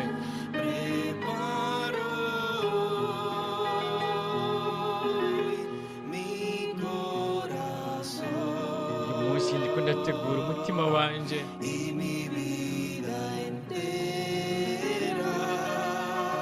kandi ubuzima bwanjye bwose buriko burezwa porque Señor me adopta. kubera ko mwami uzondaga mu mwuzuro Y al verme listo kandi ya mbonye maze kuba niteguye uzompindura con sinceridad de corazón. mu by'ukuri bivuye ku mutima atabujyajya La transformación. amaso yanjye ndayahanze ku guhindurwa palabra está en mi corazón, ijambo ryawe riri mu mutima wanjye guiándome a la rigenda rinyobora rinjyana mu gutungana preparo. ndategura uyu munsi umutima wanjye Y mi vida entera. kandi ubuzima bwanjye bwose Consagración, buriko burezwa porque Señor me adoptará. kuko mwami uzondaga mu mwuzuro Y al verme listo ya kandi umbonye namaze kuba niteguye uzompindura Y al verme listo ya mbonye namaze kuba niteguye transformará. uzompindura Él nos verá we muy pronto listos. azotubona vuba cyane twiteguye kandi azoduhindura Tiempo de prueba igihe cyo gupimwa y de bendición. hamwe n'umugisha Con nosotros nuestro apreciado hamwe hermano natwe y amigo, el twishimira doctor mwene data inshuti yacu dr William Soto william soto Santiago. santiago